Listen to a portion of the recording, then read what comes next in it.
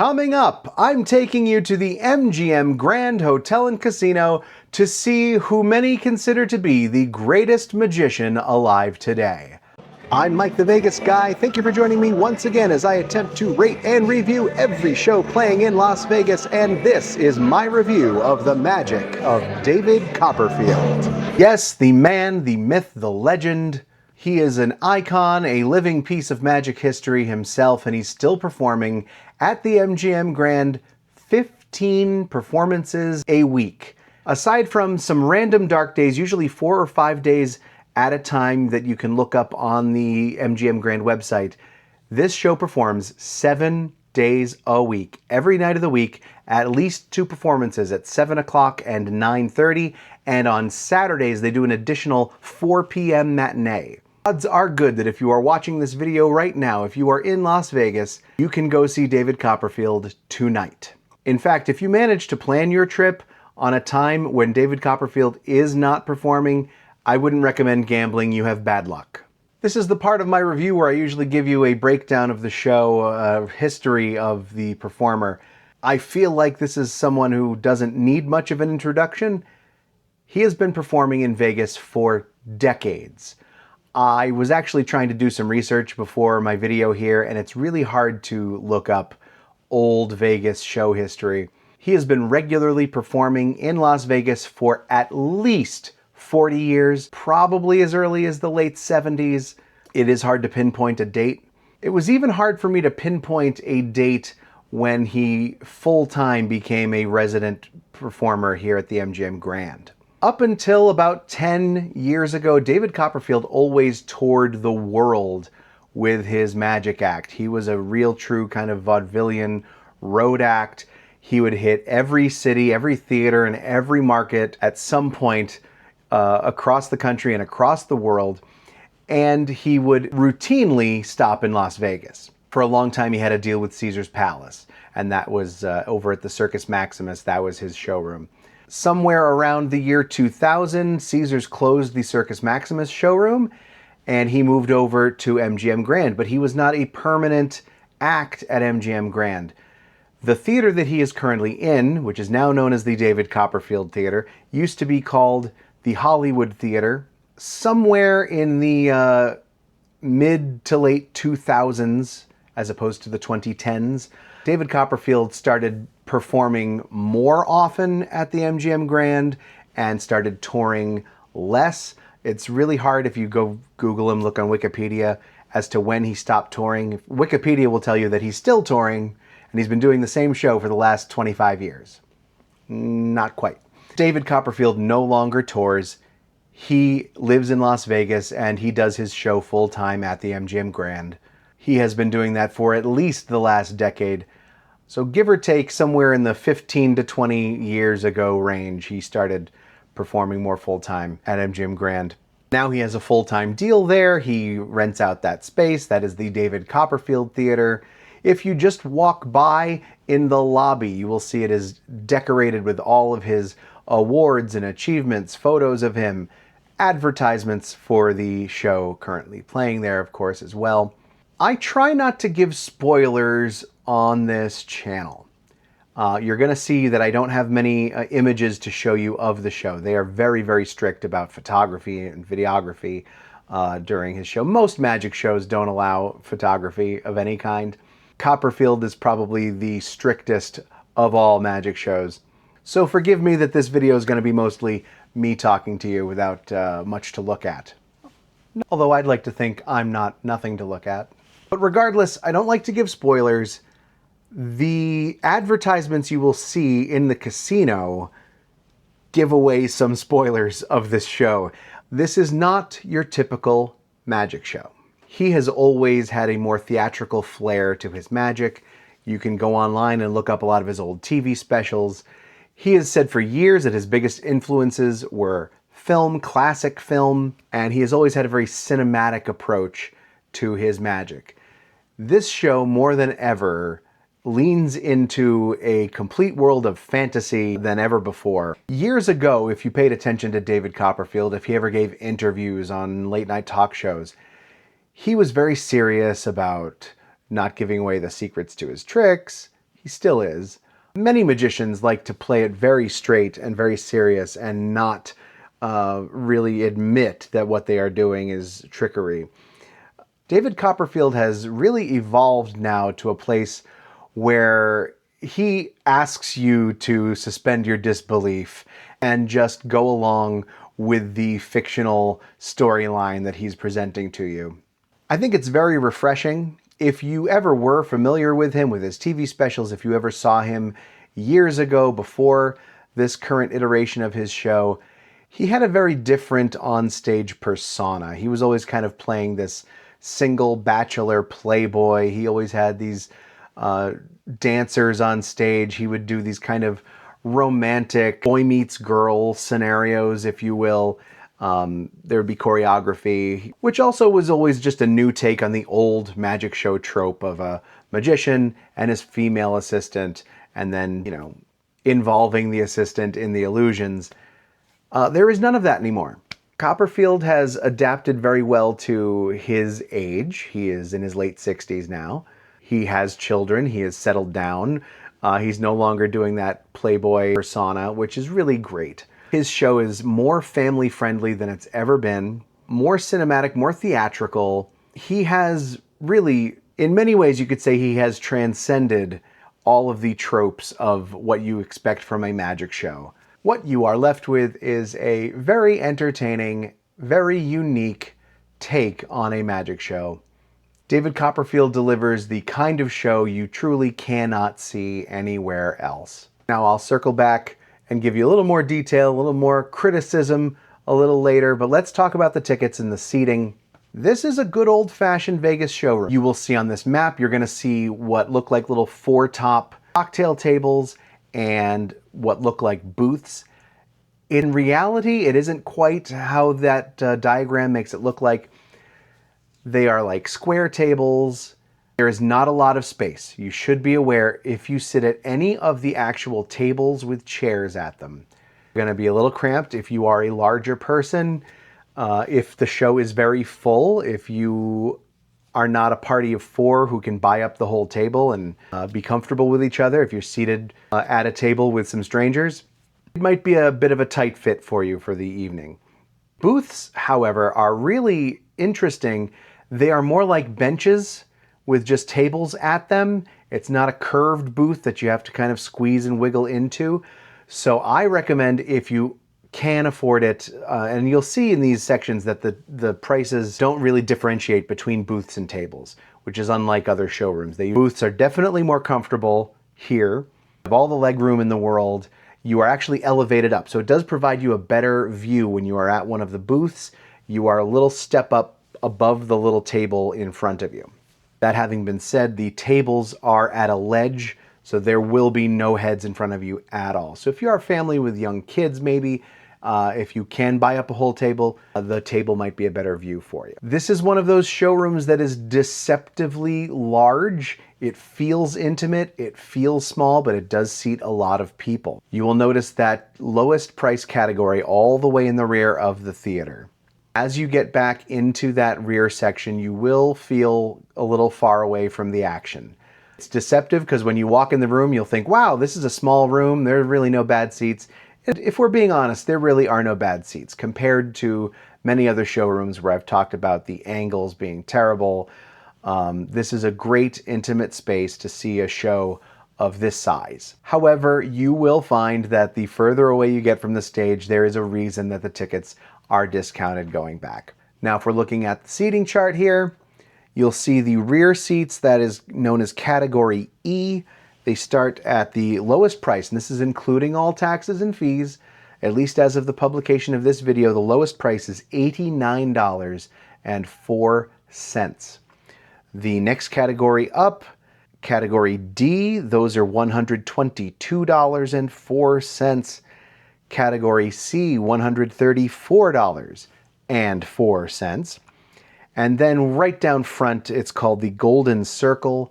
Those are $150 even after the taxes and fees, which I thought was interesting. And then right down front, the very best seats in the very front and center rows, those cost $251.05. and those include a meet and greet package. If you are a big fan and you're interested in meeting David Copperfield, this is a pretty good deal considering that the meet and greet package is included with the ticket. So you are getting the very best seats in the theater and your meet and greet included. Most meet and greets are always a separate add-on after the fact. You have to buy a full price ticket and then spend the cost of another ticket almost, usually, or more in some cases, to get the meet and greet. This is essentially an extra $100 for the meet and greet, but also guaranteeing you the best seats. So David Copperfield's meet and greet package includes a photograph with him. I believe it said it includes an autograph. I'll correct myself if I'm wrong on the screen here. And he does a small little performance. He does an extra little illusion backstage. And before I move on from tickets, if I didn't say it already, there is an age restriction, 5 and above. Children under the age of 5 are not allowed in this theater. So I realize I talked about it being a family-friendly show, but don't bring little kids with you. It's not that kind of family-friendly show. Before I move on, discounts. Now, it is very hard to find discounted tickets for this show. David Copperfield kind of runs his own operation. This is one of those shows that, like many shows I've described over the years in this channel, they are owned and operated by the person on stage. They are self-produced. I like to call them mom and pop shows. Most shows strike some sort of deal with the casino they are in to have the casino run their box office for them, etc. Now, you can buy David Copperfield's tickets from regular MGM show box office outlets. But unlike all the other shows, usually I always recommend MGM shows have great deals if you have a player's card, if you're a local, there are all kinds of discounts. If you always ask at their box offices, they're usually happy to help you. I have asked many times. They always explain to me that David Copperfield is the exception to the rule. He has his own box office deal with MGM. There are virtually no discounts to be had for his shows. Except, of course, there are always those third-party brokers that I mention all the time, such as Vegas.com, where I always include my affiliate link that I have. If you choose to purchase through them, it'll support my channel. Thank you for all of you who do support my channel like that. Usually for this show, if you do see him on some of those third-party brokers, you might find a discount for some of the mid-range tickets, those category C and D ranges, like that usually start at $122. I found that for $105. I found the category C for $134. I found that at $115. And I was able to find on Vegas.com, incidentally, the category E, those cheapest tickets, for as low as $73.49. That was inclusive of all of their fees. But as a general rule, it is usually difficult to find tickets to this show for under $100. He always has that one lowest price tier in the rear of the theater. If you do want better seats than that, you're probably going to have to pay over $100. Except there is a little loophole. If you are someone like me who has no friends and goes to see magic shows by himself, or if you and your friend you are with are willing to be separated and you're willing to sit individually during the show to see the show, the box office, at least the last time I went most recently, they still have this special kind of on a need-to-know basis deal where the day of a performance, you can go in person to the box office at the David Copperfield showroom, and if you are looking for a single seat, they will sell any remaining single tickets that are available anywhere in the showroom, even in the best possible sections. They will sell it to you at the lowest price available. So as of this recording that I've just looked up, the lowest price, full price at their box office is $89. You could get one of the $150 category B Golden Circle tickets for $89. You just have to be willing to sit by yourself. And as someone who's been in the theater business for a long time and worked in box offices, I'd be the first to tell you, you shouldn't be talking to someone during the show anyway. It's very rude. You don't have to sit next to your friends and loved ones. You can talk later on after the show. That being said, just know you will be seated at a table with other people. As always, the information I give here is only current as of the time I publish this. Ticket prices fluctuate all the time, especially nowadays with dynamic pricing. Check your local listings, call the box office, go in person, and keep live in-person box office workers employed in this town if you can. So let's talk about the show. Some things you might need to know. There is a ton of audience participation. He does several tricks now where he's been doing this for years, where he'll like throw a frisbee and have someone catch it, and he'll just ask you quick for to name a piece of information. There are several mentalism effects in his show nowadays.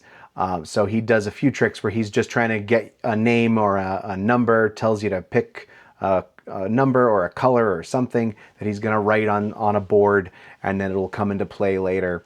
So be advised, the closer you sit to the stage, the more likely it is you might be involved with some tricks. Now, this show is a little difficult for me to review, or at least for me to be completely objective. I'm going to try, but I've been a fan of David Copperfield since I was 5 years old. I wanted to get into magic for the majority of my childhood because of David Copperfield and his TV specials.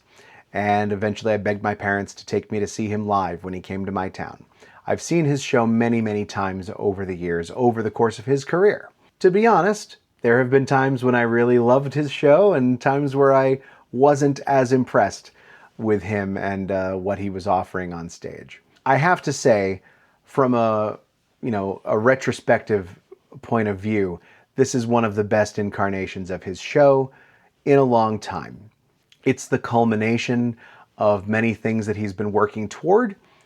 And as I mentioned earlier, it's much more mature and much more heartwarming than his shows used to be.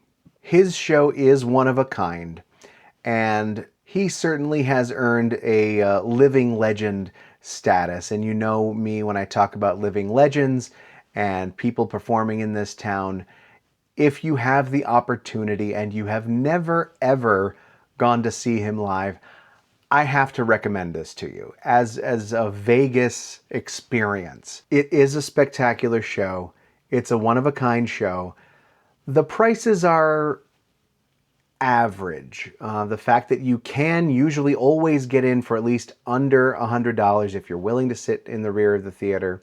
You can sometimes get a better deal if you know where to look. I'm going to give this my 5-star must-see rating just on principle. He's a living legend, and if you're planning your Vegas vacation and you want to do something quintessential Las Vegas, and perhaps Wayne Newton isn't performing while you're in town, which is a lot more likely because he only performs 2 or 3 shows a week and not every week of the year, I can almost guarantee you David Copperfield will be doing 15 shows a week while you are here during your Vegas vacation.